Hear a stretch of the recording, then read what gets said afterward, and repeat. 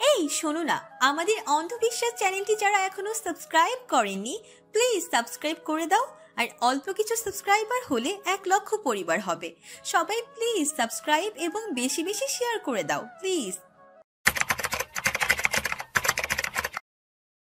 রূপমান balcony থেকে এলে দৃষ্টিগোচর হলো তার ছোট অর্ধাঙ্গিনীর নবরূপ। হৃদ মাঝারে সৃষ্টি হলো সেই নিম্নচাপ। তুফানের দরুন এলোমেলো হয় অন্তঃকরণ, তবে এই তুফান বড্ড পরিচিত। এই সেই প্রণয়ানুভূতির তুফান যা বারংবার পুরুষচিত্তে ধ্বংসযজ্ঞ চালায়।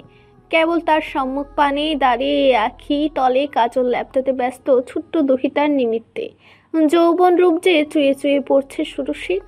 কাজল কালো আখিজোড়া সরু নাক, পদ্মপত্রের ন্যায় পাতলা ওষ্ঠাধরের মাঝে কিঞ্চিত ফাঁক, রয়েছে দীর্ঘ ক্যাশের ঘন খোপা, সুডোল বক্ষ কন্যার, আঁচলের আড়ালে শ্যামবর্ণা কোমর। রূপমান তপ্ত নিঃশ্বাস ছাড়ে। অনিষিদ্ধ চিন্তা ভাবনাকে সংবরণ করে সে খয়েরি রঙা পাঞ্জাবের পকেটে মোবাইল ফোন ঢুকিয়ে এগুলো সুরসির পানে। আদলে গাম্ভীর্যতা বজায় রেখে কথার পেছনে শটান হয়ে দাঁড়িয়ে পড়ল। কুজো হয়ে কাজল পড়ুয়া কথা নিমিষে সোজা করে তার কোমর। আরশিতে গোচরিত অর্ধাঙ্গী প্রতিবিম্বের দিকে দৃষ্টি রাখে ক্ষণিকের জন্য। ঠাহর করে রূপমানকে। শ্বেতাঙ্গে লালচে খয়েরি বেশ লাগছে। চুলগুলো কপালের উপরের দিকে সুন্দরভাবে ঠেলে দেওয়া, বদনে খোঁচা খোঁচা দাড়ি, হাতে চেইন ঘড়ি, শুভ্র পায়জামা ভাবে সুরসী কন্যা। হুট করেই এসেছে তার জীবনে মানুষটা। সহসা তার সাদা কালো অনাড়ম্বর জীবনে বয়ে এনেছে এক ফালি সুখ। কিয়ৎক্ষণ বাদে সুরসী কন্যার কর্ণগোচর হয় শিকদার বাড়ি ছোট ছেলের শান্ত আঘাত কণ্ঠস্বর। ভাবনার সুতো ছিল মেয়ের। এত সাজগোজ কেন? সামান্য মেলাতেই তো যাচ্ছি। অর্ধাঙ্গের গাম্ভীর্যপূর্ণ স্বরে আননের রঞ্জন উড়ল কন্যার। নজর সরিয়ে নিল সে। নতমস্তকে ভাবনায় মজে থাকা সুরসী টের পেল না যে তার চুলের খোপায় দুলন চাপা গোজা হয়ে গেছে ইতিমধ্যেই। সম্পূর্ণ কক্ষে সে দুলন চাপা জোড়ার সুঘ্রাণে মৌ মৌ করছে। কথা হাতের কাজলখানা রেখে দিল। কিছুক্ষণ মৌন থেকে অতঃপর মিহি স্বরে শুধোই, বেশি হয়ে গেছে সাজ, বেমানান লাগছে রূপবাবু। রূপমান ওষ্ঠাধর চাপে দাম ফাটা হাসি আটকানোর পথ অবলম্বন করলো আর কি। অন্দরে প্রশ্ন উদিত হয়, সুরসী বড় হবে কবে? ওষ্ঠাধর অবারিত করে রূপমান দুকদম এগিয়ে যায়। সুরসী কন্যাকে নিজের দিকে ঘুরিয়ে দাঁড় করিয়ে অনতিবিলম্বে সন্নিকটে টেনে নেয়। হয়তো বিহব্বল সুরসীর দিক বেদিক ভুলে খামচে ধরে সুঠামদেহী পুরুষের পাঞ্জাবি। তবে এবারে আর নখের প্রহার করতে সক্ষম হলো না সে। চিত্তহারা হয়ে চেয়ে রয় স্বামীর পানে। অর্ধাঙ্গের এমন আচম্বিতে কাছে টেনে নেওয়ার অভ্যাস যে কন্যার হৃদস্পন্দন বাড়ায়। তাকে মানুষটা বোঝে না। রূপমান বচন আওড়ায়, আমার ইচ্ছে তোমাকে বেমানান লাগুক সকলের কাছে। আমার কাছে তো এই শ্যাম শ্রী প্রবল কালবৈশাখী স্বরূপ অন্তকরণ যে লণ্ডভণ্ড করেছে ইতিমধ্যেই। সুরসী কিংকর্ত বিমূঢ় ভঙ্গিতে নজর নত করে। বদনে হাসি ছিটে ফোটাও নেয় মানুষটার। অথচ এমন গাম্ভীর্যের সঙ্গে বলে দিল হৃদ কাঁপানো লাবণ্যময় বাক্য। রূপমান ছেড়ে দেয় অর্ধাঙ্গিনীকে। তারা দিয়ে বলে, নিচে এসো তাড়াতাড়ি, দেরি হচ্ছে। বলে অপেক্ষা করলো না সে মর্দ। সুরসীকে পেছনে ফেলে গটগট পায়ে ত্যাগ করলো কক্ষ। একাকিত্ব অনুভব করে লাজুক হাসে কথা। শিকদার বাড়ির ছোট ছেলের গম্ভীর ব্যক্তিত্বের আড়লে রয়েছে রোমাঞ্চকর ভাবোদ্রেককারী একজন মানুষ। গোটা দিনে মুখে কুলু পেটে বসে থেকে নিজের কাজে মজে থাকে, না হয় অফিসে থাকে। আর দিবস শেষে কয়েক বাক্য আওড়ে সুরসীর হৃদয়ে ভূকম্পন সৃষ্টি করে। পিপিলিকার দলের মতো মানুষ। পহেলা বৈশাখ উপলক্ষে ছোট বড় বয়োজ্যেষ্ঠ বৃদ্ধ বৃদ্ধা সকলে বেরিয়েছে ঘুরতে। চারিদিকে বাজছে পহেলা বৈশাখের গান, চলছে বিভিন্ন সাংস্কৃতিক অনুষ্ঠান। তবে মেলাতে এসে এমন ভিড়ভাট্টায় বেশ অস্বস্তি বোধ করছে কথা। সব সময় চুপচাপ মৌন ও নিজেকে গুটিয়ে রাখা মেয়েটা এসব মোটেই তেমন একটা পছন্দ করে না। তবু বিশাখা শিকদারের আদেশে বেরিয়েছে। রূপমান সুরসীকে আগলে রাখে, বাহু বাড়িয়ে দেয়। সুরসী কন্যাও না ভেবে জড়িয়ে ধরে অর্ধাঙ্গীর বাহু। তা দেখে রূপমান মেলায় উচ্চ শব্দে বাজতে থাকা গানের মাঝেও নিচু স্বরে বলে, পাবলিক প্লেসে এমন গুটিয়ে রইলে চলে না। কথা বলি, চোখ কান খোলা রেখে নির্ভীকভাবে চলো। আমি তো আছি তোমার পাশে। ষোড়শী কন্যা রূপমানের উক্তিতে কিঞ্চিত হলেও সাহস সঞ্চার করে, তবু ছাড়ে না বিশ্বস্ত বাহুখানা, ধরে রাখে শক্ত করে। রূপমান তাকে মেলায় বসা বিভিন্ন দোকানে নিয়ে যায়, কিন্তু স্বভাবগতভাবে সে কিছু কিনতে চায় না, আর ফিরতে উপহার হিসেবে পায় তার অর্ধাঙ্গের কঠোর বদন। অতঃপর মেয়েটা ধীরে ধীরে স্বাভাবিক করে নিজেকে। নিজের জন্য কেনে বিভিন্ন চুড়ি, নবনীতা আর চারুর জন্য নিয়ে নিল কিছু চুড়ি টিপ। খেলো রাস্তার ধারে বিক্রি হওয়া হাওয়াই মিঠাই ও চটপটি, কিন্তু রূপমানকে কিছু খাওয়ানো গেল না। শক্তপুক্ত গম্ভীর ব্যক্তিত্বের পুরুষ মানুষ এসবই নেই। অতএব বেশ ভালো কিছু ঘন্টা একে অপরের সাথে কাটিয়ে রূপমান আর কথা বাড়ি ফিরে আসে। ষোড়শী কন্যা এসে চারুর সাথে বসেছে গল্পের ঝুড়ি নিয়ে, কে কে কিনে এনেছে সব দেখাচ্ছে। কয়েক মাসে ভীষণ আপন হয়ে গেছে চারু। নীরব মেয়েটা আর সঙ্গী খুঁজে পেয়েছে যে, চারুর কাছে মুক্ত বিহঙ্গের ন্যায় লাগে নিজেকে তার। উষার লালাভু আভা সম্পূর্ণ অম্বর জুড়ে। সদ্য নিদ্রাভঙ্গ হওয়ায় বিহঙ্গের বৎসার কলরবে মুখরিত ভোরের বিহান। বইছে মৃদু হাওয়া, ব্যালকনির কাজ নির্মিত দরজা ভেদ করে খানিক বাদে সূর্যকিরণ প্রবেশ্যমান হবে রূপমানের শীতল কক্ষে। তথাপি সে ইতিমধ্যেই জাগ্রত হয়েছে। আজ তার জন্য এক নতুন সকাল। বক্ষে লেপ্টে থাকা ছোট্ট অর্ধাঙ্গিনীর তেলতেলে বদনের পানে নিভু নিভু দৃষ্টিতে চেয়ে রয়েছে সে একরাশ সূক্ষ্ম অনুভূতির সমেত। শক্ত বক্ষে কঠোর আলিঙ্গনে বেশ আয়েশ করে নিদ্রায় মগ্ন আছে তার ছায়া। রূপমানে নজর নড়ে ষোড়শীর কপালে, কপাল হতে নাক, নাক হতে উষ্ঠপুটে, অতঃপর চিবুকে। ঘুমন্ত নারীর সৌন্দর্য নাকি সচরাচরের তুলনায় অনেক গুণ বেশি হয়, কিন্তু রূপমান তা মানতে নারাজ। তার অন্তঃকরণের ভাষ্যমতে যে পুরুষ তার অন্তরের নারীকে অন্তরের অন্তঃস্থল থেকে ভালোবাসে, সে নারী তার পুরুষের নিকটে সর্বদা সুন্দর আবেদনময়ী। সুঠামদেহী সুদর্শনের স্পৃহা জাগে মেয়েটাকে একটু ছুঁয়ে দেওয়ার অধিকার তো আছে, বাকিটা সম্পর্কে সে নিজেই অবগত।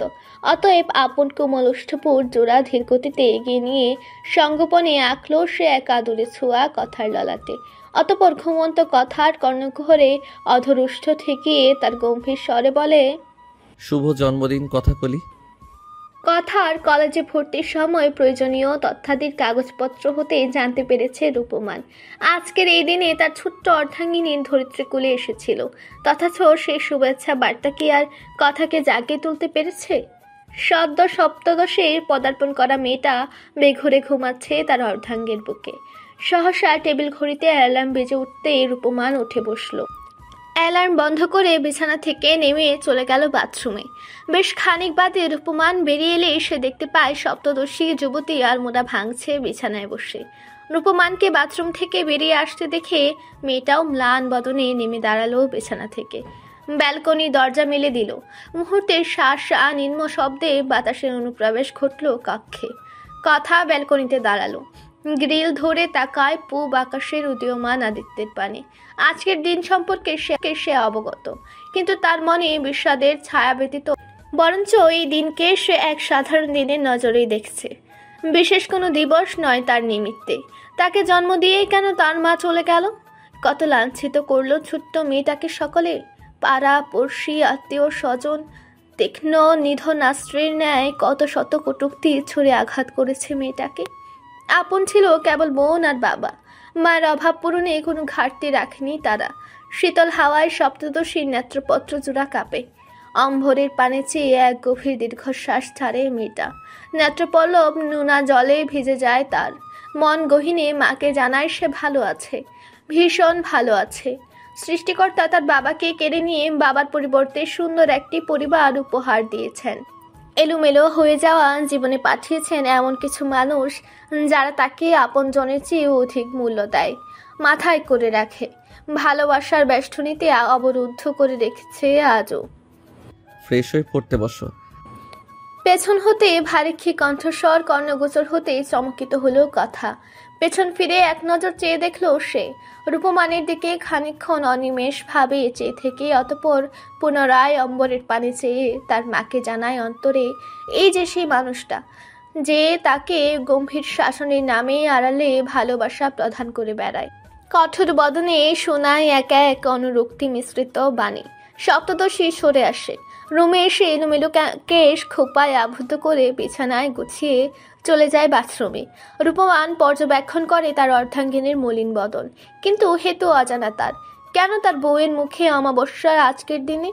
তার উত্তর আপাতত মস্তিষ্কে নিখোঁজ। কথা বাথরুম থেকে বেরিয়ে রুম ঝাড় দেয়। রূপমান ব্যালকনিতে শরীর চর্চায় ব্যস্ত। সপ্তদশী নিচে যেতেই চারুকে পেয়ে যায় রান্নাঘরে।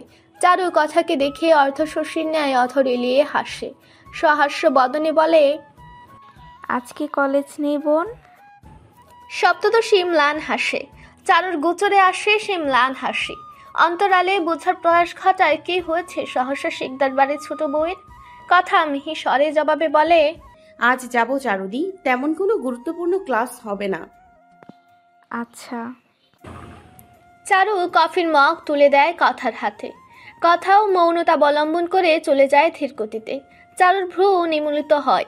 নিশ্চয় শিকদার বাড়ির ছোট ছেলে সকাল সকাল তার বকে বকেছে, তাই হয়তো মন খারাপ মেয়ের। এই ভেবে চারু মৌন হাসে। ভাবে পরে কথা নিজেই তার কাছে এসে হয়তো স্বামীর হয়ে নালিশ জানাবে। রুমে ঢুকে সপ্তদর্শী ধীর পায়ে চলে যায় ব্যালকনিতে। পাঞ্চিং ব্যাগে নিত্যদিনের মতোই ধূপধাপ শব্দ সৃষ্টি করতে থাকা রূপমান থামে তার অর্ধাঙ্গিনীর উপস্থিতি টের পেয়ে। কথা গরম কফির ধোঁয়া ওঠা মগখানা এগিয়ে দিল নীরবে।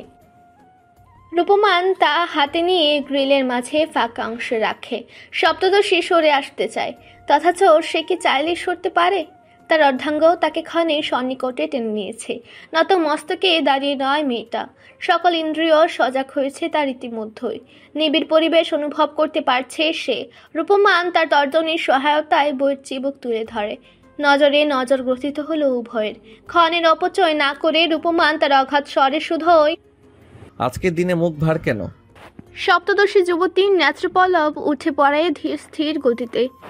ওষ্ঠপুটের মাঝে শূন্যস্থানের সৃষ্টি হয়। ভ্রুজোড়া কুঞ্চিত হতে নজর সরিয়ে আপন অধরখানা দন্ততলে নিষ্পেষিত করার প্রয়াস চালায়। মন মন্দিরে শুধ হয় নিজেকে। আজকের দিন বলতে কি বুঝিয়েছে মানুষটা? তার জন্মদিন সম্পর্কে তো শিকদার বাড়ির কারোরই জানার কথা নয়। রূপমান কথার চিবুকে বৃদ্ধাঙ্গুলের স্পর্শে চাপ প্রয়োগ করতে মেয়েটা পুনরায় নজর নিবদ্ধ করল রূপমানে। রূপমান ইশারায় একই প্রশ্নর সুধায় পুনরায়। সপ্তদশী সত্য বলে না, ঋণ ঋণের স্বরে জবাব দেয়, কিছু তো হয়নি। রূপমান চোয়াল শক্ত করে কঠোর নজর দেয় অর্ধাঙ্গিনীর পানে। কোমলমতি সপ্তদশী রাখে জোড়া মুহূর্তেই অস্ত্র জলে টইটুম্বর হলো। তীর তীর করে কাঁপতে থাকা উষ্টাধরের কাঁপন থামানোর ব্যর্থ চেষ্টা করে মেয়েটা। রূপমান মুহূর্তেই বলে, কাঁদবে না কথা, বলেছিলাম সবসময় এমন ফ্যাচ ফ্যাচ করবে না। অর্ধাঙ্গের কঠোর স্বরে অভিমান জন্মে সপ্তদশীর অন্তঃকরণে। সরে আসতে চাইল সে, আগত্যা রূপমান তার বইয়ের আবৃত কোমরখানা আঁকড়ে ধরে। রুদন নিয়ন্ত্রণে হেতুতে সপ্তদশীর সরু নাকের ডগায় শ্রাবণের রক্তিম কৃষ্ণচূড়ার ন্যায় লালচে আভা বিচরণ করছে। ঘন ঘন নিঃশ্বাস নেয় মেয়েটা। রূপমানের শক্তপুক্ত বাঁধন হতে ছুটতে চাইলেও রূপমান অপরঞ্চ শক্তভাবে আঁকড়ে ধরে মেয়েটাকে। আগত্যা উপায় নেই দেখে শান্ত ভঙ্গিতে দাঁড়িয়ে রইল কথা। রূপমান আপন স্বর নিয়ন্ত্রণ করে, বলো কি কারণে মন খারাপ? সপ্তদশী সহসা ললাট ঠেকালো অর্ধাঙ্গের পক্ষে। ফুঁপিয়ে উঠল আলোট পকা। ক্রন্ধনরত ধরা কণ্ঠে বলে ওঠে, আমার সাথে কেন এমন হতে হয় রূপবাবু? কেন আমি মায়ের ভালোবাসা পেলাম না? আমার মায়ের মৃত্যুর জন্য কেন সকলে আমাকে দায়ী করে? আমার জন্ম না হলে মা আজ বেঁচে থাকতো, তাই না?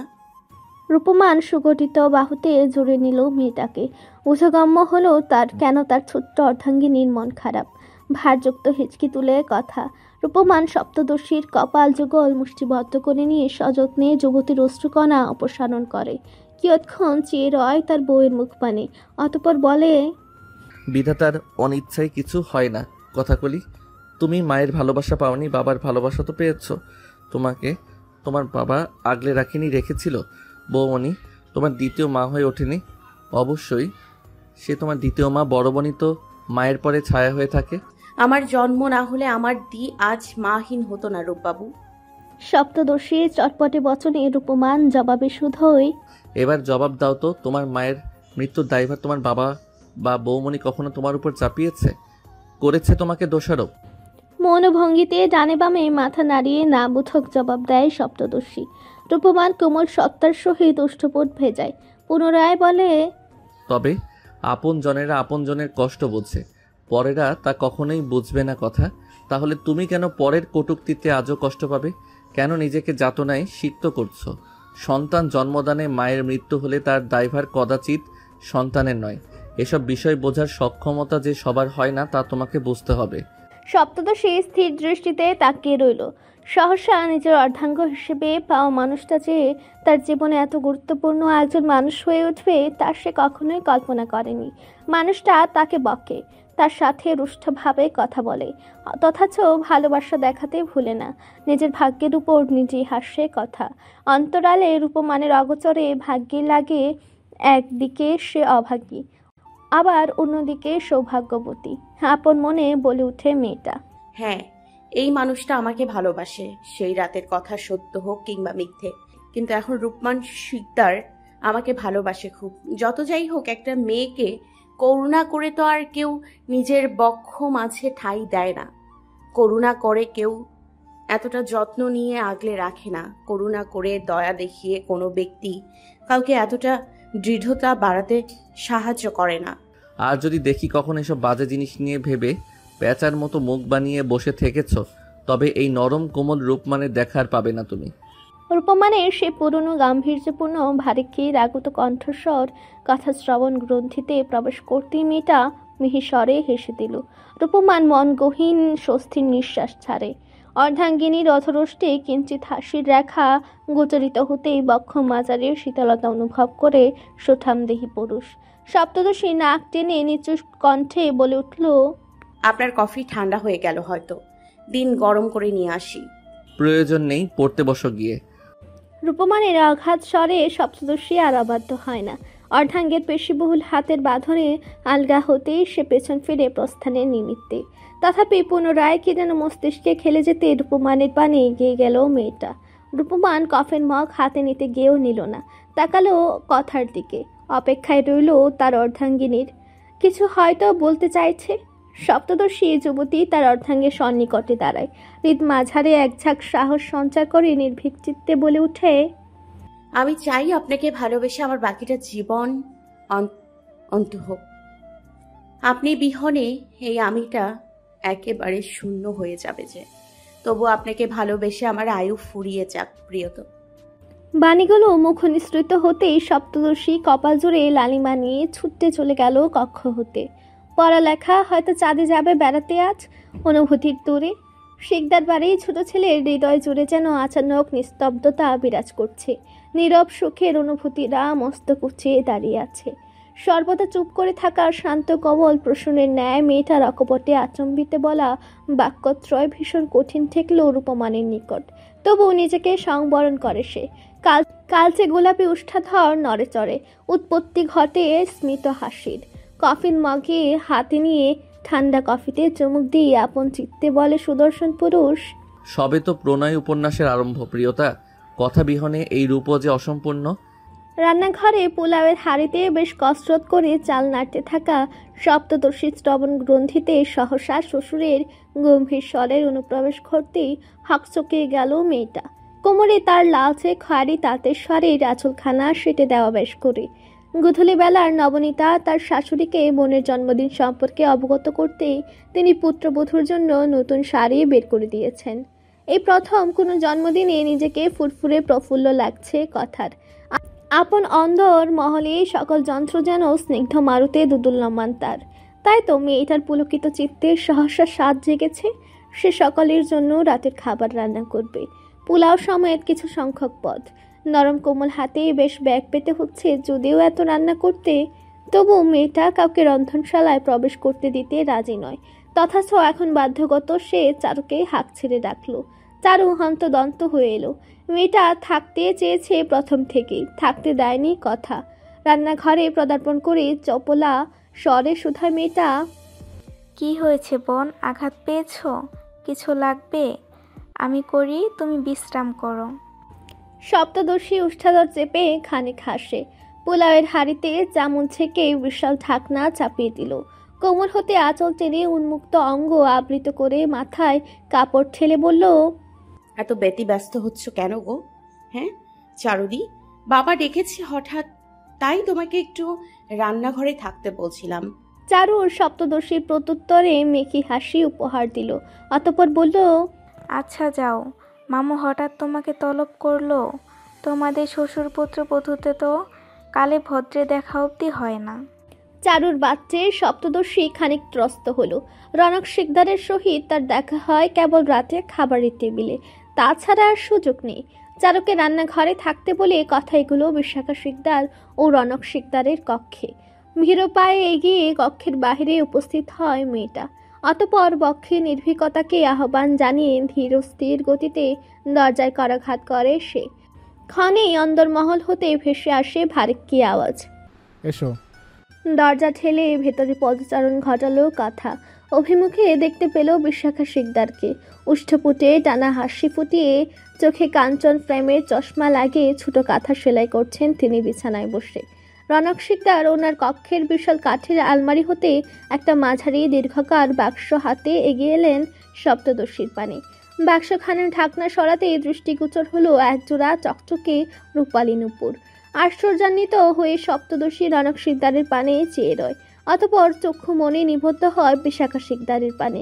তৎক্ষণাৎ মেয়ের কর্ণগোচর হলো রনক শিকদারের বচন, শুভ জন্মদিন মা, এই হলো তোমার জন্মদিনের উপহার। নিজে দাঁড়িয়ে থেকে অবিলম্বে বানিয়ে এনেছি অফিস থেকে আসার পথে। পায়ে পরে দেখো তো মা পাশে ঠিক কিনা। সপ্তদশীর প্রকট নেত্রজোড়া বারংবার চলে যায় বিশাখা শিকদারের পানে। হয়তো জানার প্রয়াসে আছে যে শাশুড়ি মা তার শ্বশুরের এসব বিষয়ে অবগত কিনা। বিশাখা শিকদার তা আজ করতে পেরে মেয়েটাকে হাতের ইশারায় কাছে ডাকে। রনক শিকদার নুপুর জোড়া বিছানায় রেখে রকিং চেয়ারে গা এলিয়ে দিলেন। কথা ধীরে ধীরে এগিয়ে বিশাখা শিকদারের কাছে বসতেই তিনি কাঁথা পাশে রেখে মেয়েটাকে বুকে জড়িয়ে নিলেন। মুলায়ম স্বরে বললেন, তোমার শ্বশুর স্বেচ্ছায় এনেছে এই উপহার, বাবা মেয়েকে উপহার দিচ্ছে, এতে অবাকের কি আছে, গ্রহণ করবে না? শস্য ব্যস্তের ন্যায় নড়ে চড়ে সপ্তদশী। মিহি স্বরে চঞ্চলতা টেনে বলে, অবশ্যই গ্রহণ করব মা, কিন্তু এসবের কি খুব দরকার ছিল? রনক শিকদার কক্ষ কাঁপিয়ে হাসেন। চমৎকৃত দৃষ্টিতে তাকিয়ে রয় সপ্তদশী। এতগুলো মাসে এই প্রথম হয়তো সে শিকদার বাড়ির কর্তাকে এভাবে হাসতে দেখেছে। মনোহর ভারিক্ষী কণ্ঠের সেই হাস্য শব্দ কক্ষের দেয়ালে দেয়ালে বাড়ি খায় প্রতিক্ষণে। কিয়ৎক্ষণ বাদে তিনি হাসি থামিয়ে বলেন, আমার ছোট মেয়েটা এই নূপুর পরে শিকদার বাড়িতে ঝংকার তুলবে, শিকদার বাড়িতে যে 1 লক্ষের বসবাস তার জানান দেবে, এই তো আমি চাই। বিশাখা শিকদার সপ্তদশীর মস্তকে আদর পরশ আঁকলেন, বললেন, যাও নূপুর জোড়া পায়ে দিয়ে দেখো মা। কথা মাথা হেলিয়ে উঠে দাঁড়ায়। বিছানা থেকে নুপুরের বাক্সখানা হাতে নিয়ে রনক শিকদারের নিকটে গিয়ে তার পা ছোঁয়া নিমিত্তে ঝুঁকল সে। রনক শিকদার কথার মাথায় হাত বুলিয়ে দেন। অতঃপর সপ্তদশী প্রস্থান করে কর্তাকর্তীর কক্ষ হতে। সোজা চলে গেল রান্নাঘরে চারুর কাছে। সবটা বলল, নুপুর জোড়া দেখালো। তারপর আহ্লাদিত কণ্ঠে বলল, ও চারুদি, আমাকে নুপুর জোড়া পরিয়ে দেবে? আমি শাড়ি পরে বসতে পারছি না। চারু অধর এলিয়ে হাসে। বিগত মাসগুলোতে মেয়েটা বড্ড আদরের হয়ে গেছে এই শিকদার বাড়ির সকলের কাছে। চারু যত্ন সহকারে সপ্তদশীর পদে নুপুর পরিয়ে দিল। সেই নুপুরের রুনুঝুনু শব্দ কথার প্রফুল্ল চিত্তেই অধিক সুখের বন্যা বয়ে দিল যেন। ভীষণ খুশি হয়ে মেয়েটা বারংবার চরণজোড়া নাচায় ক্ষণে ক্ষণে। চারু তা দেখে মিটিমিটি হাসে। রজনীর দ্বিতীয় প্রহর সমাপ্তির দিকে। শিকদার বাড়ির সকলে খেয়ে দিয়ে নিজ নিজ কক্ষে চলে গিয়েছে শয়নের উদ্দেশ্যে। সকলে বেশ প্রশংসা করেছে সপ্তদশীর হাতের রান্নার। মায়ের শিকদারকে নিজ হাতে খাইয়ে দিয়েছে মেয়েটা আজ। নাতবউ এর পরম আদর খোয়াতে চাননি তিনিও, তাই কোন প্রকার বাধা দিলেন না। বাধ্য শিশুর মতো কথার হাতে ভাত খেয়ে নিয়েছেন। দিবসের প্রথম প্রহরে যে বিষাদগ্রস্ততা সপ্তদশীকে গিলে খাচ্ছিল, সেই বিষাদগ্রস্ততা দেখা আর মেলেনি মেয়ের সমীপে।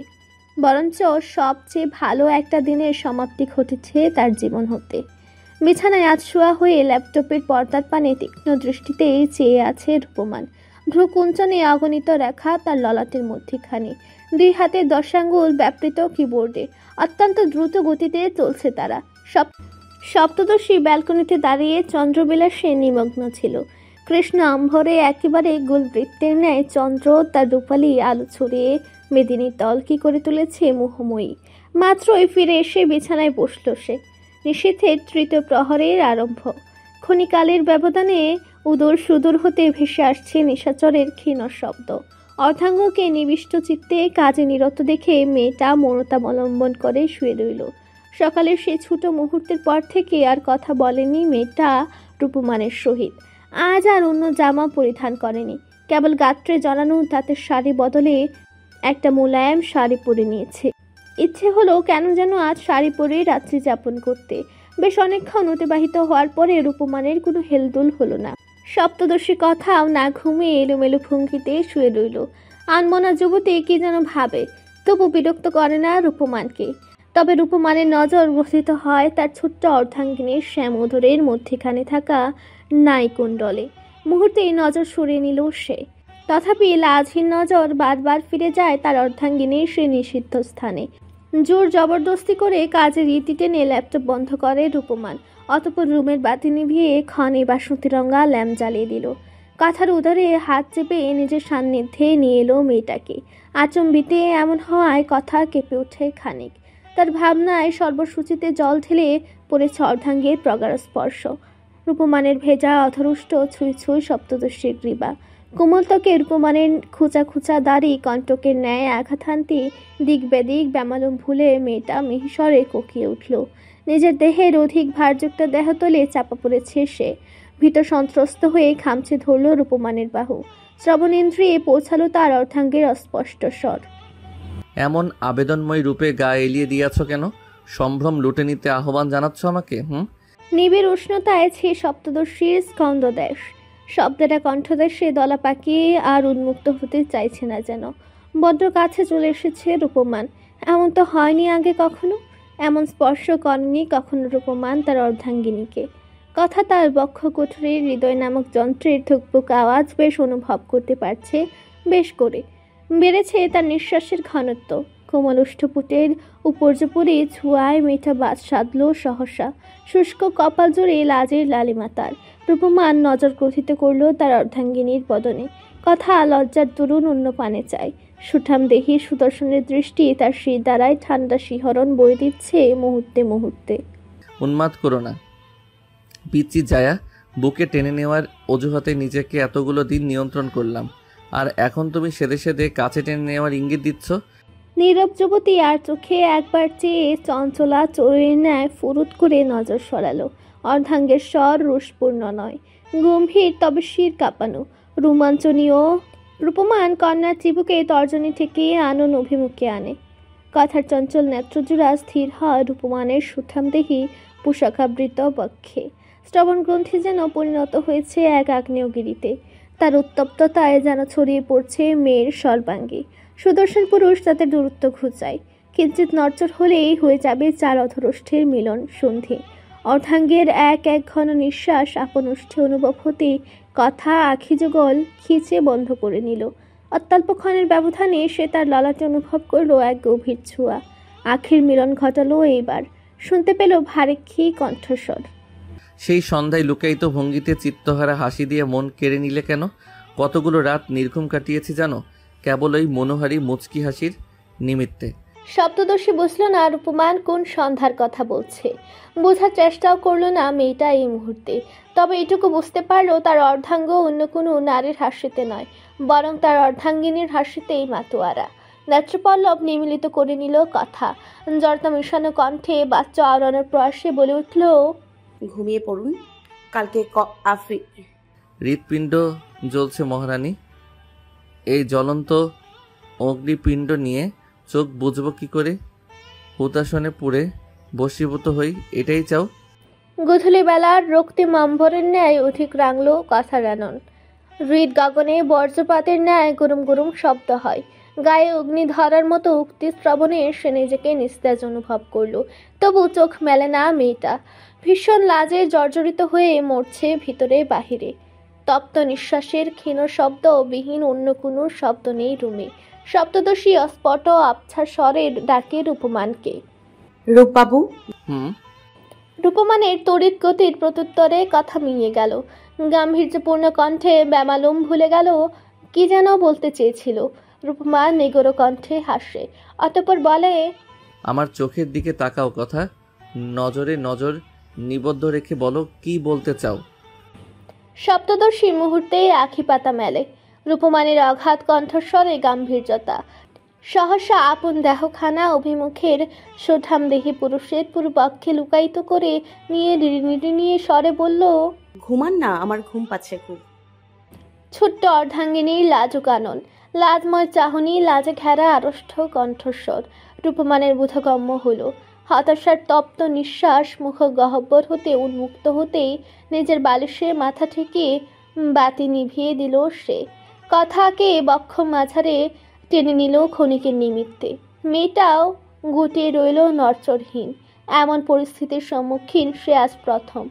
মনে মনে আওড়াই আর কখনো শাড়ি পরবে না, আজই প্রথম, আজই শেষ। পরিধান করলেও রাতে শাড়ি পরে ঘুমোতে আসার মতো ভুল আর করবে না সে। মানুষটা কেমন কান কাটা, বেলাজ হয়ে গেল আজ। ভেতরের পুরুষ সত্তাকে জাগিয়ে দিয়ে জ্বালিয়ে পুড়িয়ে মারছ কথাগুলি, এর প্রতিশোধ কিন্তু আমি নিয়ে ছাড়বো একদিন। রজনী গড়িয়ে ভোরের আলো ফুটেছে ইতিমধ্যেই। দিবসের প্রথম প্রহরে আরম্ভ। পাখিদের কোলাহলে নিত্যদিনের মতোই প্রকৃতি মুখরিত। মিটমিট করে নিমিলিত নেত্রপল্লব মেলে তাকায় সপ্তদর্শী। শক্তপোক্ত বাহুবন্ধনে আবদ্ধ মেয়েটা ক্ষণিক নড়চড় করে ওঠে। মস্ত কুচে তাকায় রূপমানের পানে। অস্তমিত চন্দ্রের ন্যায় অনিমেষভাবে চেয়ে রয় খানিকক্ষণ। নীরব ভঙ্গিতে পরম শান্তিতে সে তার অর্ধাঙ্গিনীকে জড়িয়ে সুখনিদ্রায় মগ্ন। শ্বেতাঙ্গে খোঁজা খোঁজা দাড়ি বড্ড মানানসই সুদর্শন। সপ্তদর্শী নজর সরিয়ে নেয়। পূর্ব নিশীথ স্মরণে এলেই আনন্দ রাঙল তার। উষার পূবাকাশে উদীয়মান রক্তিম রবির ন্যায়। আচম্বিতে পায়ের শীতল বাতাস অনুভূত হলেই চক্ষু প্রকট হয় ছানা ভরা। শারীর অনুপস্থিতি তার জানুর নিম্নভাগে, আঁচলে নিষ্পেষিত আপন গাত্রর তলে। সজল বক্ষের খাস নিজ নজরে সুস্পষ্ট। উদর কোমর অনাবৃত। নিজেকে নিজে ধিক্কার জানালো সপ্তদর্শী। মন মাঝে বলে ওঠে, ছি, মানুষটা জেগে গিয়ে এমন হাল দেখলে সর্বনাশ হয়ে যাবে, আর জীবনে মুখ দেখানো যাবে না। ধীর গতিতে অতি সন্তর্পণে নিজের আঁচলটা টেনে নিল কথা। আব্রু ঢাকের সঙ্গে সঙ্গে। তবে উঠে বসতে চাইলে অনাবৃত কোমরে চাপ অনুভূত হয় তার। আটকে ওঠে মেয়েটা। মানুষটা কি জেগে গেল? অনাবৃত পাযুগল ঢাকবে কি করে এবার? আরও একবার লাজক পরিস্থিতির সম্মুখীন হতে হবে। রূপমানের হাতের উপর নিজের হাত রেখে নিজেকে ছাড়ানোর প্রয়াস ঘটায় কথা।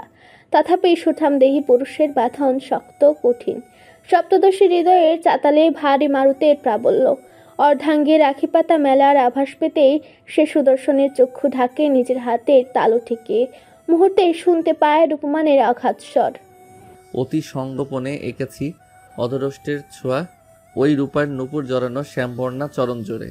বউ যদি বদপুরুষ ভাবে তো ভাবুক, রূপমান শিকদার অতি ভদ্র নয় তার বউয়ের বেলায়। সপ্তদর্শী বাকরুদ্ধ। নিশিরাতে পাকস্থলীর পরিপাকরত সকল খাবার বের করে দিতে ব্যস্ত নবনীতা। সপ্তম মাসের শেষের দিকে এখন। গর্ভাবস্থায় অসুস্থতার সমূহ ভীষণভাবে বেড়েছে তার। উদরে কিছু পড়তেই তা তরল হয়ে বেরিয়ে যায়। কখনো কখনো নাসারন্ধ্র দিয়ে উন্মুক্ত হয়।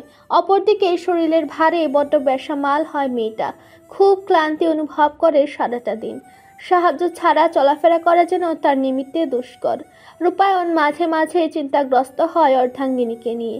বেশ কসরত করে সে অফিস থেকে ফিরে নবনীতার সহিত থাকে। তাছাড়াও রয়েছে বইয়ের নানান আবদার, কখনো এটা কখনো ওটা। কখনো আবার নিজের স্ত্রীর আকস্মিক আবদারে গগন হতে টপকে পড়ে রূপায়ণ। এই তো সেদিনই সহসা নবনীতা মধ্যরাতে বলে ওঠে, আমি এক্ষুনি তোমার হাতের বানানো আইসক্রিম খাবো। বেচারার শিকদার বাড়ির বড় ছেলে করুণ দৃষ্টিতে তাকায় অর্ধাঙ্গিনীর পানে। আইসক্রিম সে জীবনে বানিয়েছে? আগত্যা কত কিছু বলে আদর সুহাগ দিয়ে বউটাকে ঘুম পাড়ালো। অতঃপর সে ঘুমাতে যেতে নবনীতা তাকে ভিজিয়ে দিল পরিপাকৃত তরলে। একটু ভালো লাগছে নব, মাকে ডাকি? ক্লান্ত শরীরে উঁচু উদরে হাত রেখে রুমের লম্বা সোফায় হেলান দিয়ে বসে পড়ল নবনীতা। উজ্জ্বল শ্যাম বদনে বিন্দু বিন্দু ঘর্ম। রূপান ভেজা তোয়ালে ধারা অর্ধাঙ্গিনীর সম্পূর্ণ ঘর্মাক্ত দুর্বল বদন মুছে দিল। কানের পেছনে গুজে দিল ললাটে লেপতে থাকা এলোমেলো কোকড়ানো চুল। নবনীতা মৌন, কথা বলার শক্তিটুকু যেন খুইয়েছে সে। মা হওয়া সহজ কাম্য নয়, তবু সন্তান ভূমিষ্ঠ হওয়া পর্যন্ত যে নিদারুণ যন্ত্রণা কষ্ট সামনে নিয়ে প্রহর গুনতে হয়, সে সকল কষ্ট যন্ত্রণার সহ্য ক্ষমতা সৃষ্টিকর্তা কেবল নারী জাতকেই দিয়েছেন। রূপায়ণ অস্থির অবসন্ন, অর্ধাঙ্গিনী স্কন্ধ ছুঁয়ে তাকে বুকের মাঝে আঁকড়ে ধরল। নবনীতার মস্তকে নিজের অধর ছুঁয়ে দিয়ে পুনরায় শোধালো, কিছু খাবে নব? নিয়ে আসি? ফুঁপিয়ে উঠল নবনীতা।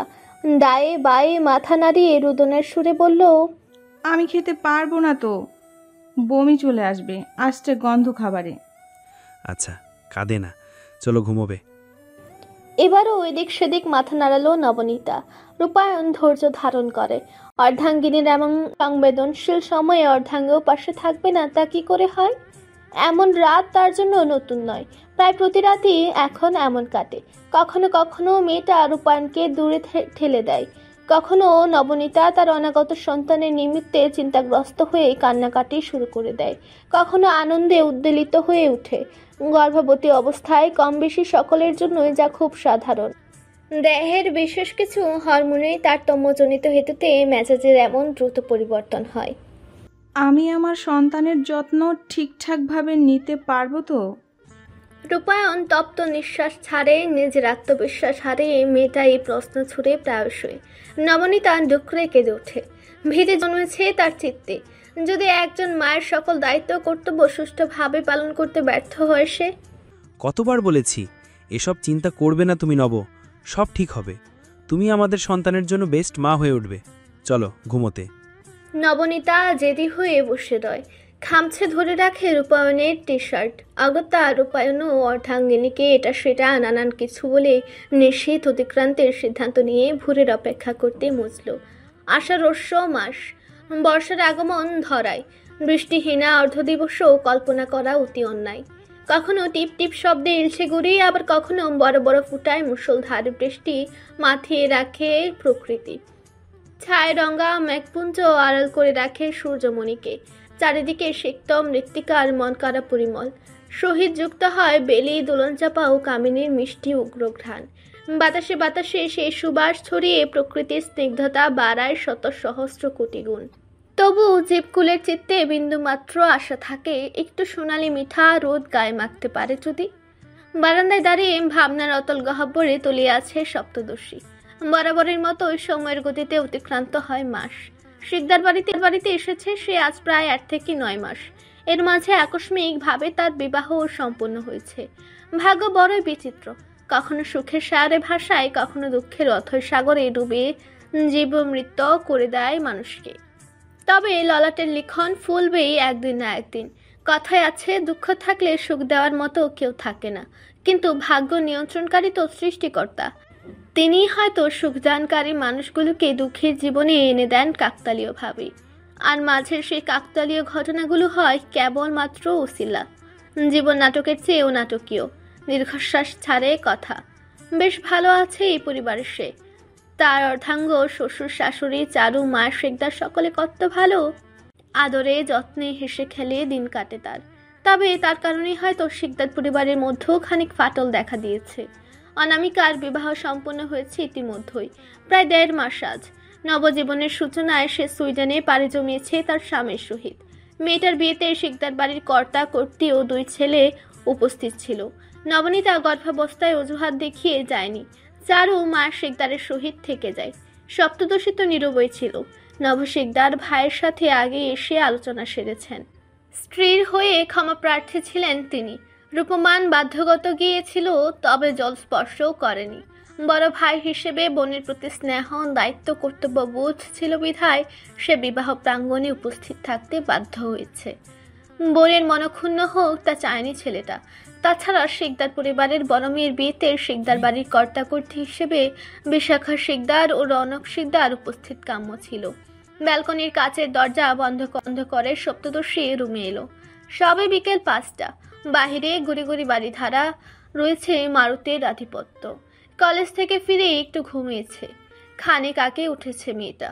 রূপমান তার মাকে ফোন করে জানিয়েছে তার কিছু বন্ধু বান্ধব আসবে আজ। সন্ধ্যায় বাড়িতে একসাথে নাস্তা করা হবে সকলের। অতএব সপ্তদশী চলে গেল রান্নাঘরে। সেথায় পদার্পণ করতে দৃষ্টিগোচর হলো চারুকে। মেয়েটা ইতিমধ্যেই নাস্তা তৈরি করতে ব্যস্ত হয়েছে। কথাকে দেখে মেয়েটা বলল, বোন, মাংসগুলো একটু কষিয়ে নাও না গো, আমি পরোটাগুলো বানাই। সপ্তদশী মাথা নাড়ল। অতঃপর নিঃশব্দে কাজে নিরত হলো সেও। ঘন্টা খানিক বাদে রূপায়ণ ফিরে এলো অফিস থেকে। রনক শিকদার আজ বাড়িতেই ছিলেন। ক্ষণিকালের ব্যবধানে ঢুকলো রূপমান। রূপমানের পেছন পেছন 6 জন পুরুষ। বিশাখা শিকদার নিজে সকলকে আপ্যায়ন করলেন। রূপমানের ছোটবেলার বন্ধু সব। তিনি চেনেন জানেন প্রত্যেককেই। মুহূর্তে লিভিং রুম সকলের হৈহুল্লোড়ে গমগমা হয়ে উঠল। সকলের সহিত কুশলাদি বিনিময় করে তিনি চলে গেলেন রান্নাঘরে। ইতিমধ্যেই তিনি চারুকে বলেছেন যেন সপ্তদশীকে শাড়ি পরিয়ে দেয়।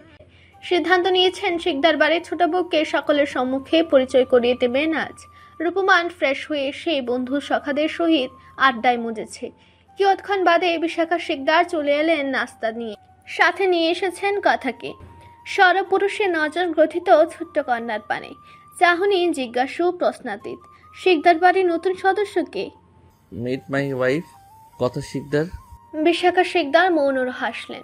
রূপমানের বন্ধুরা হতবাক কিংকর্ত বিমূঢ়। নুহার সরাসরি রূপমানকে জিজ্ঞেস করলো, কিরে তুই বিয়ে কবে করে নিলি? রূপমানের নজর নিবদ্ধ নত মস্তকে দাঁড়িয়েও তার অর্ধাঙ্গিনীর পানে। বিশাখা শিকদার স্নেহের স্বরে জবাব দিলেন, আসলে বাবা, বিয়েটা ঘরোয়াভাবে হয়েছে, তাই কাউকে জানানো হয়নি। মন খারাপ করো না তোমরা। এখন শিকদার বাড়ির ছোট বউয়ের সাথে পরিচিত হয়ে নাও। রূপমানের বন্ধুরা হেসে উঠল। সপ্তদশীর উপর লাজ ভার করেছে। দাঁড়িয়ে থাকার স্পৃহা পেল না সে, তবুও দাঁড়িয়ে রইল। বিশাখা শিকদার কথার অনুভূতি বুঝে তাকে রূপমানের পাশে বসিয়ে দিলেন। এতে যেন অধিক লাজের জর্জরিত হলো মেয়েটা। অতঃপর বিশাখা শিকদার চলে গেলেন সর্বজান্তা হয়েও। রূপমানের বন্ধুরা কথার সহিত কুশলাদি বিনিময়ের চেষ্টা করলো। মেয়েটাও মিহি স্বরে জবাব দেয়। রূপমান আড়ালে তার সুঠাম দেহি বাহুর দ্বারা অর্ধাঙ্গিনীর কোমর জড়িয়ে ধরে। শিউরে উঠে মেয়েটা। নাজুক হৃদয়ের প্রাঙ্গণে চলমান উথাল পাথাল প্রভঞ্জন। সময় কাটে সেভাবেই। তবে আচম্বিতে শিকদার বাড়ির সদর দরজা ঠেলে ভেতরে ঢুকলো এক রমণী। লিভিং রুমে থাকা সকলের নজর প্রথিত করলো অনামিকার পানে। হতবাক সপ্তদশী উঠে দাঁড়ালো, এগিয়ে গেল অনামিকার দিকে। খানিক পূর্বেই তো ভাবছিল সে মেয়েটার কথা। বিয়ের মাত্র 1.5 মাসের মাথায় বিদেশ হতে দেশে চলে এলো মেয়েটা। এমন তো হওয়ার ছিল না। রূপমানের ভ্রুকুটি নিমিলিত, সংকুচিত, যার দরুন ললাটের মধ্যেখানে তার আবিষ্কৃত হয়েছে খাড়া খাড়া 3টি রেখা। বোনকে এ সময় তাদের বাড়িতে দেখবে ভাবেনি। অনামিকা কিয়ৎক্ষণ মলিন দৃষ্টিতে চেয়ে রয় তার ভাইয়ের পানে। লিভিং রুমে অবদিত মানুষজন দেখে বদনে সৌজন্যমূলক হাসি ফুটালো মেয়েটা। অতঃপর পুনশ্চ রূপমানের পানে চেয়ে হাস্যোজ্জ্বল বদনে বলল, বড় বাবা কোথায় দাদা ভাই? রূপমান জবাব দেয় না। লিভিং রুমে অতি পরিচিত কণ্ঠস্বর পেয়ে ছুটে এলেন বিশাখা শিকদার। থিত হয়ে দাঁড়িয়ে রইলেন। অনামিকা বিশাখা শিকদারের সান্নিধ্যে গিয়ে দাঁড়ালো। লিভিং রুমের মানুষগুলোর সম্মুখে কিছু বলতে চাইছে না যেন। বিশাখা শিকদার অনামিকার মলিন সাহাস্য আননে হাত বুলিয়ে দেন।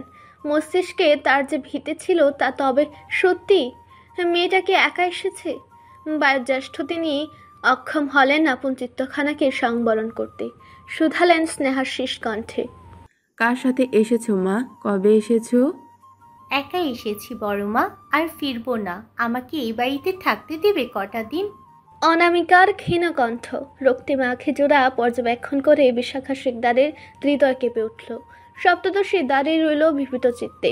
মন মাঝারি আকুলতা তার। ভালো মেয়েটার সহিত মন্দ কিছু ঘটে যায়নি তো?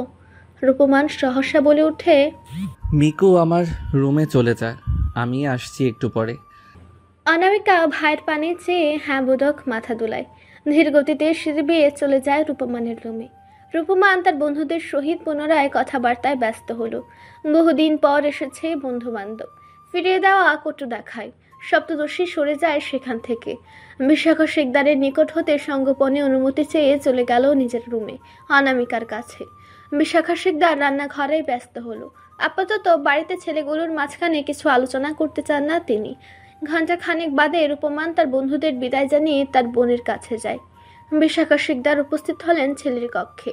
অনামিকা নিশ্চুপ ভঙ্গিতে বসে আছে, কোনো কথা বলছে না।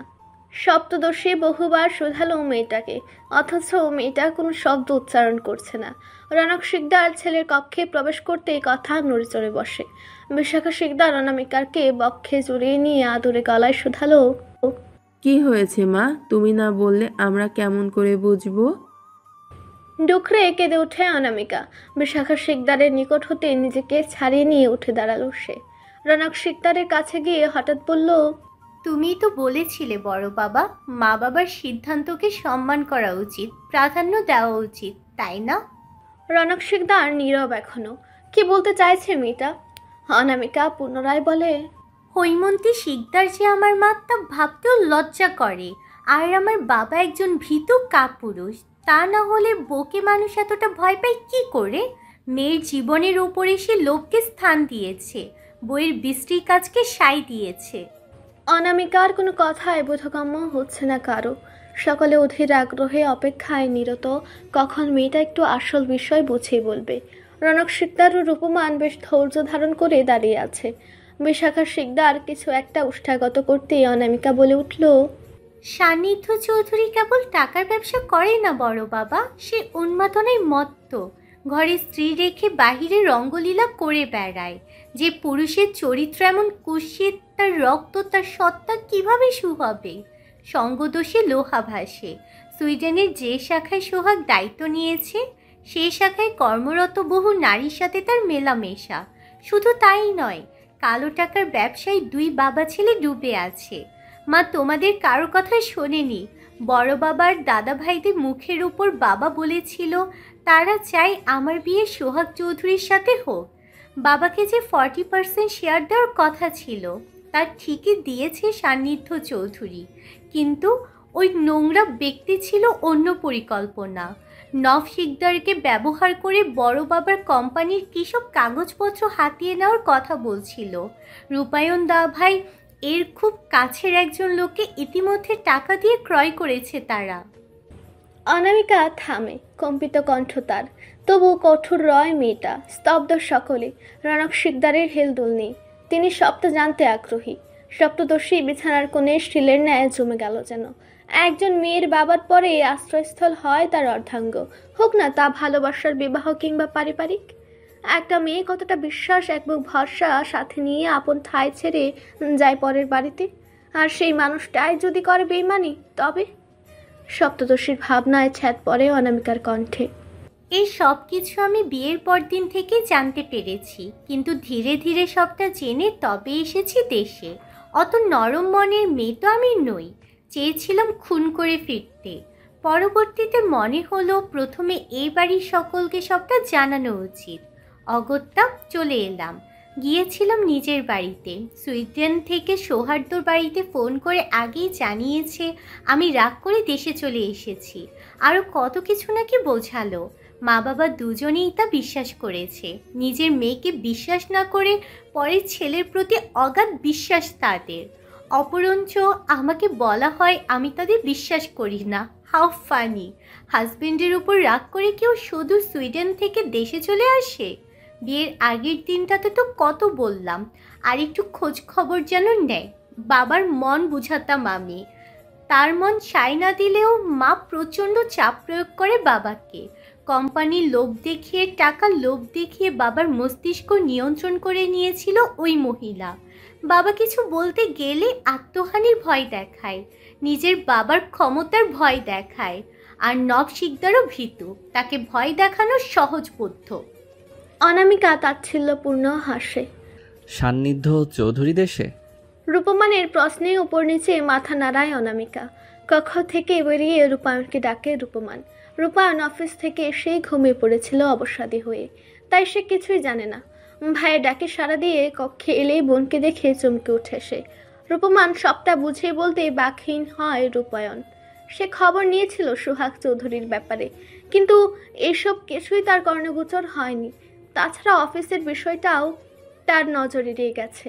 অফিসের কাছের বলতে আছে কেবল তার পার্সোনাল অ্যাসিস্ট্যান্ট, তথাচ সে বর্তমানে ছুটি নিয়েছে কয়েকদিনের জন্য। এত পাকা খেলোয়াড় তার আশেপাশে। রনক শিকদার শান্ত ভঙ্গিতে ছেলেদের উদ্দেশ্যে বললেন, চোখ কান খোলা রেখে অফিসে বসবে। আগামীকাল ইমার্জেন্সি মিটিংয়ে যে ঘোষণা দাও, মেল করো প্রত্যেককে। কী বিষয়ে আলোচনা হবে তা বলার প্রয়োজন নেই। রূপায়ণ মাথা হেলায়। রনক শিকদার প্রস্থানের পর মুহূর্তে রূপায়ণ অনামিকাকে আগলে নিল। 3 বোনের মধ্যে এই মেয়েটার একমাত্র মায়ের খারাপ আচরণ স্বভাবের বৈপরীত্যে আওয়াজ তুলে। অপরঞ্চ এই মেয়েটার সাথেই হয়ে গেল মন্দ কিছু। বোনের প্রতি দুশ্চিন্তাগ্রস্ত হয় রূপায়ণ শুধালো, তোকে কষ্ট দেয়নি তুমি কু? একটাবার ফোন করলি না কেন? দাদাভাই গিয়েই নিয়ে আসতাম তোকে। আর ওই সোহাগকে পরে বুঝে নিচ্ছি। আমি ঠিক আছি দাদা ভাই, আমার সাথে এক চুলো নোংরামি করার সাহস পাইনি ওই লোক। তবে গোয়েন্দা হয়ে গিয়েছি আমি। ওখানে যাওয়ার প্রথম দিনই যখন খানিক আন্দাজ করলাম, সেদিন থেকেই নিজেকে শক্ত করে নিয়েছি। সকাল থেকে রাত অবধি ওর পেছন পেছন ঘুরতাম, বিভিন্ন জনের সাথে কথা বলে খবরাখবর জানতাম, তবেই না সব জানতে পেরেছি। শেষ বাক্যগুলো রসিকতার সুরে বলে নিজেই হাসল অনামিকা। রূপায়ণের বাহু হতে নিজেকে ছাড়িয়ে নিয়ে কক্ষে শীতল পরিবেশে উষ্ণতা আনতেই বলল, আমাকে নিয়ে চিন্তা করো না, আমি ঠিক আছি খুব। নিজের খরচের একটা জোগাড় ঠিক করে নিতে পারবো। আমাকে কটা দিন সময় দাও, হোস্টেল বা ছোট কোনো বাসা দেখে নিব আমি। আর দাদা ভাই, তোমরা মোটেও ওই ছেলে আর ছেলের বাবাকে ছাড়বে না। আমার বাবাকে বোকা পেয়ে তারা গুটি হিসেবে ব্যবহার করছে। মায়ের কথা ভাবছি না, মহিলার মন মানসিকতা বড্ড নোংরা। আমি আরও বাড়িতে যাব না। বিশাখা শিকদার আটকে উঠলেন। ঘরের মেয়ে ঘরে যাবে না, এ কেমন কথা? যত যাই হয়ে যাক, মেয়ে তো নিজের বাড়িতেই থাকবে, বাহিরে কেন থাকবে? রূপবান বলে উঠল, এখানেই থাকবি, হোস্টেল খোঁজার প্রয়োজন নেই, যা পাশের রুমে গিয়ে ফ্রেশ হয়ে নে। অনামিকা ভাইয়ের কথায় নীরব রইল। নজর পড়ল সপ্তদর্শীর পানে। মেয়েটা নিশ্চয়ই খানিক ভয় পেয়ে গেছে। অনামিকা মলিন হেসে কথার উদ্দেশ্যে বলল, কেমন আছো কথা? অপেক্ষা করো, অনেক গল্প করব কিন্তু। অনামিকার হাস্যোজ্জ্বল বাক্য বেয়ে বিস্ময়াভিভূত সপ্তদর্শী মন গহীনে নিজেকে অনামিকার সাথে তুলনার পাল্লায় মাপতে লাগলো। অনামিকা খুব কঠোর, দৃঢ়তাপূর্ণ, সাহসী মেয়ে। তার স্থলে কথা থাকলে নিশ্চয় কেঁদে কেটে বুক ভাসিয়ে লুটিয়ে পড়ত। মধ্যরাতে মেল মার্চ করতে ব্যস্ত রূপায়ণ। নবনীতার শরীর খারাপ লাগছিল হঠাৎ। তাকে নিয়ে রূপায়ণ ও বিশাখা শিকদার খানিক পূর্বে চলে গেছেন হাসপাতালে। রূপমানের বক্ষে মাথা হেলিয়ে বসে আছে সপ্তদর্শী। রূপমানের দেরি হচ্ছে দেখে কথাও নির্ঘুম রজনী যাপন করছে। এমতাবস্থায় সুঠামদেহী সুদর্শন তার অর্ধাঙ্গিনীকে বুকে জড়িয়ে ঘুমানোর নির্দেশ দিলেও মেয়েটা নেত্র জুড়ে নিদ্রা নেই। অনামিকা আছে পার্শ্ববর্তী রুমে। বেশ অনেকক্ষণ গল্প করেছে সপ্তদর্শীর সহিত। কথার কাছে একবারের জন্য মনে হয়নি যে মেয়েটা কষ্ট পেয়েছে বা এমন কিছু, কিন্তু কেন? এই কেন এর উত্তর সন্ধানী হয়ে সে চোখ জোড়া একত্রিত করতে পারছে না। বাবা মা হিসেবে হৈমন্তী শিকদার ও নব শিকদারের ত্রুটিগুলো একজন মেয়ের মনে আঘাত হানবে। বিবাহ বন্ধন অর্থ গোটা একটা জীবনকে পরের জীবনের সাথে জুড়ে দেওয়া। এই স্থলে হেলাফেলা করলে চলে না, তা ভারী অন্যায়। ঘুমাচ্ছ না কেন? কালকে কলেজ যেতে হবে না? রূপমানের ভারীক্ষী স্বরে মস্ত কুচে তাকায় মেয়েটা। রূপমানের নজর গ্রথিত ল্যাপটপের পর্দায়। সপ্তদর্শী মিহি কণ্ঠে বলল, মিকুদি অনেক স্ট্রং, তাই না রূপবাবু? ও ছোটবেলা থেকেই সত্যবাদী, স্পষ্টতা পছন্দ করে খুব। একই ভঙ্গিতে থেকে দৃঢ় কণ্ঠে জবাব দিল রূপমান। কথা পুনরায় গণ্ডদেশ ঠেকালো তার অর্ধাঙ্গের বক্ষে। রূপমানের হৃৎপিণ্ডের ওই অস্বাভাবিক ছন্দময় স্পন্দন সে শুনছে ভীষণ মনোযোগ সহকারে। চিত্তে স্বাদ জাগে তার। সেও হবে সাহসী, প্রতিবাদ করতে ভীরু হবে না কদাচিৎ। তথাপি তার হৃদয়খানা দুর্বল কোমল কুমুদের ন্যায়। নেত্রজোড়া ক্ষণে অশ্রু জলে টইটুম্বর হয়ে যায়। পরিস্থিতির সম্মুখীন হতে ভীরতা প্রদর্শিত হয় আনন্দ জুড়ে। অগোচরে তপ্ত নিঃশ্বাস ছাড়ল কথা। বোনকে স্মরণ হলো। রাতের খাবারের পরপরই সহসা অসুস্থ বোধ করছিল সে। ডাক্তার কি বলেছেন তা সৃষ্টিকর্তা ভালো জানেন। একটা কথা বলবো? সপ্তদশী যুবতীর আবেগী কোমল কণ্ঠস্বর। বলো। কালকে আমি কলেজে যাব না। সপ্তদশীর ঋণঋণের স্বরে রূপমানের ভ্রুযুগল নিমিলিত হলো সঙ্গে সঙ্গে। তীক্ষ্ণ দৃষ্টি নিক্ষেপ করে গাম্ভীর্য সমেত শুধায় সে, কেন? সপ্তদশী পুনশ্চ মাথা উঁচিয়ে তাকালো। সরল বক্ষ তার তরঙ্গের ন্যায় হিল্লোলিত। অর্ধাঙ্গের নজরে নজর গ্রথিত রেখে ছোট ছোট শব্দে বলল, দিয়ের কাছে থাকবো হাসপাতালে, আমি আর মিকুদি। রূপমান অন্তরালে হাসে তার অর্ধাঙ্গিনীর অগোচরে। ছোট্ট অর্ধাঙ্গিনীর এহেন মৃদু স্বরে তার আপন বিস্পন্দনে হেলদোল হয়েছে। এত ছোট একটা বিষয় বলতে তার বইয়ের কণ্ঠে এত আকুতি। আবদার করছো নাকি অনুমতি চাইছো? সপ্তদশী কিয়ৎক্ষণ মৌন রয়ে মিহি কণ্ঠে জবাবে বলে, আবদার করছি। বউয়ের আবদারও যদি হয় এত চিত্তাকর্ষক মায়াশীলা, তাহলে সেই আবদার অপূর্ণ রাখি কি করে পিচ্চি জায়া? রূপমানের গাম্ভীর্যপূর্ণ সরল বদনে উচ্চারিত এহেন বাক্য শ্রবণ গ্রন্থিতে প্রবেশের মুহূর্তে নজর সরিয়ে নিল সপ্তদশী। পুলকিত চিত্ত রঞ্জিত শ্রাবণের ওই কৃষ্ণচূড়ার রঙে নেত্রবল্লভ নিমিলিত করে নিল সে। ক্ষণিকালয়ের ব্যবধানে নিদ্রা ধরা দিল তার আখি যুগলে। জগৎ সংসারে নিয়মানুসারে সময়ের গতিতে কেটে যায় 2 দিন। নবনীতাকে সেদিন উষা লগ্নে নিয়ে আসা হয়েছিল বাড়িতে, তাই আর কথা বা অনামিকা কারোরই যাওয়ার প্রয়োজন হয়নি। মা ও শিশু উভয়ই ভালো আছে, সুস্থ আছে বলে জানিয়েছেন চিকিৎসক। মাসখানেক বাদে কাঙ্ক্ষিত সময় দেওয়া হয়েছে। তবে সময়ের আগে সন্তান ভূমিষ্ঠ হওয়ার কোনো লক্ষণ বা লেবার পেন উঠলে তাৎক্ষণিক হাসপাতালে ভর্তির পরামর্শ দিয়েছেন। অনামিকা শিকদার বাড়িতেই আছে। হৈমন্তী শিকদার ও নভ শিকদার বার কয়েক ফোনে বললেও সে ফিরে যায়নি, তাই তারা আজ পুনরায় বাড়িতে আসবেন বলে জানিয়েছেন। রূপমান ও রনক শিকদার অফিসের কাজে নিরত। সন্ধান করতে সান্নিধ্য চৌধুরী সকলকে পরিকল্পনা তাদের রক্ষী সম্মুখে চলে এসেছে। সন্ধান করতে সান্নিধ্য চৌধুরীর সকল পরিকল্পনা তাদের রক্ষী সম্মুখে চলে এসেছে। কান টানলে যেমন মাথা আসে, ঠিক তেমন রূপায়ণের পার্সোনাল অ্যাসিস্ট্যান্টকে জরুরি তলব করে অফিসের সকল ইনপুট আউটপুট এর খবরাখবর তদারকি করতে কোম্পানির মালিক রনক শিকদারের বিচক্ষণ চোখে তা ধরা পড়ে। অগ্নিস্ফুলিঙ্গের ন্যায় রাগত দুর্নিবার রূপমান বেধড়ক পেটালো লোকটাকে সেদিন। কোম্পানির বিশ্বস্ত লোক তার ভাইয়ের পার্সোনাল অ্যাসিস্ট্যান্টের পদে থেকে কিভাবে কয়েক বান্ডেল অর্থ লোভে লোভাতুর হয়ে এমন বিশ্বাসঘাতকতা করতে চায়। তবে কাগজ সরিয়ে নিলেও তার সান্নিধ্য চৌধুরীর হাতে পৌঁছাতে পারেনি এখনো। রূপায়ণ কাজে মন বসাতে অপারগতা প্রকাশ করছে প্রতিনিয়ত। অফিসে যেতে চাইছে না সে। বাড়িতে গর্ভবতী স্ত্রীকে রেখে যেতে মন সায় দেয় না তার। তবু পাছে লোকে কিছু বলে এই ভেবে প্রতিদিন যায়। তাছাড়া অফিসেও খানিক ঝামেলা হওয়ায় নিজের দক্ষতা, নিজের বিচক্ষণতার উপর প্রশ্নবিদ্ধ করছে নিজেকে সে বারংবার। তবে রনক শিকদার ছেলের অসহায়ত্ব বুঝে তাকে অফিসে যেতে নিষেধ করেছেন। তাই বলে একেবারেই যাওয়া বন্ধ করার পরিকল্পনা করছে না রূপায়ণ। সপ্তাহে 3 দিন যাওয়া তো প্রয়োজন। কলেজ থেকে ফিরে সপ্তদশীর চোখে পড়ল তার অপছন্দনীয় নারীকে, হৈমন্তী শিকদার। লিভিং রুমে বসে পান খেতে ব্যস্ত তিনি। পাশে রয়েছে তার মেজো মেয়ে ও ছোট মেয়ে। ফোনে নিবিষ্ট তারা। কথা আর উপস্থিতি লক্ষ্য করে তীক্ষ্ণ দৃষ্টি নিক্ষেপ করলেন হৈমন্তী শিকদার। বিবিত ত্রস্ত সপ্তদশী খানিক হেলে দুলে পুনশ্চ কি না কি বলে অপমান করবে। হঠাৎ অনামিকা নেমে এলো ব্যাঘ্র গতিতে। এসে মায়ের পানির প্রশ্ন ছুড়ল কাঠখুট্টার স্বরে, কেন এসেছো এখানে? আবার কি চাই? মেয়ের এমন আকস্মিক বিস্ফোরণে হৈমন্তী শিকদার খরতর প্রখর রোদের ন্যায় তেতে উঠলেন যেন। কড়া কণ্ঠে বলে উঠলেন, বাড়ি যাবি আজই, চুল সব একটা একটা করে ছিঁড়ব। এত বড় আস্পর্ধা তোর! সুইডেন থেকে একা একা এসে এখানে ঘাপটি মেরে আছিস। সোহাগের সাথে তোর একটু মনোমালিন্য হয়েছে, তাছাড়া আর কোনো ঝামেলা হয়নি। ও বলেছে আমাদের, তাই বলে দেশে চলে আসবি? দেশে এসেছিস ভালো কথা, এখানে এসে কেন থাকবি তুই? হৈমন্তী শিকদারের কর্কশ কণ্ঠস্বরে রান্নাঘর থেকে চারু ও বিশাখা শিকদার হন্তদন্ত হয়ে ছুটে এলেন। কক্ষ থেকে বেরিয়ে নিচে নেমে এলো রূপায়ণ। বাড়িতে কর্তা নেই, ছোট ছেলেও নেই। বিশাখা শিকদার বলে উঠলেন, ভদ্রভাবে কথা বল হৈমন্তী। ওর কথাগুলো একবারও শোনার চেষ্টা করেছিস তোরা? কেমন ছেলের হাতে তুলে দিয়েছিলি? কেমন ছেলে আবার কি, ভালো ছেলে দেখেই বিয়ে দিয়েছি। মেয়েটা তোমাদের যা ইচ্ছে তা বোঝাবে আর তোমরা বিশ্বাস করে নেবে। হৈমন্তী শিকদারের তাৎক্ষণিক প্রতিক্রিয়ায় বিশাখা শিকদার প্রত্যুত্তর করলেন না।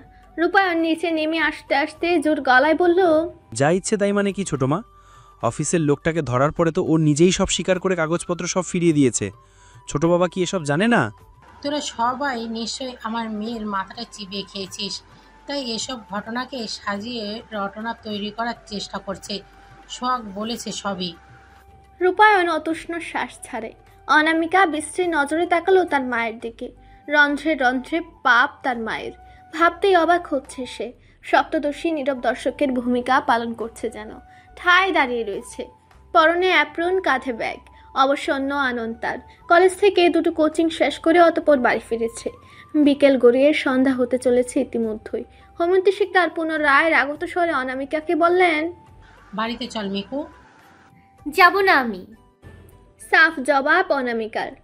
লিভিং রুমে আর কেউই কথা বলছে না তাদের মামির মাঝখানে। বিশাখা শিকদারের মনস্পটে আকাঙ্ক্ষা যেন স্বামী আর ছোট ছেলে তাড়াতাড়ি ফিরে আসে। বাড়িতে না গেলে কি এখানে এই আশ্রিতার মতো পড়ে থাকবি? সপ্তদর্শী অবসাদে ক্লান্তিগ্রস্ত বদনে বিষাদের ছায়া নেমে এলো। সে এক নজর চারুর পানে চেয়ে দেখলো মেয়েটা আগে থেকেই তার দিকে তাকিয়ে আছে। কথার চোখে চোখ পড়তেই চারু ইশারায় বোঝায় যেন হৈমন্তী শিকদারের বচনে কর্ণপাত না করে। বিশাখা শিকদার ছেলের বউয়ের দিকে তাকায়, ছোট্ট মুখখান আমলিনতায় ছেয়ে। নিয়মিত ভালোবাসার গল্প শুনতে এবং পড়তে আমাদের অন্ধবিশ্বাস চ্যানেলটি সাবস্ক্রাইব করে পাশে থাকা বেল আইকনটি ক্লিক করুন। ধন্যবাদ সবাইকে।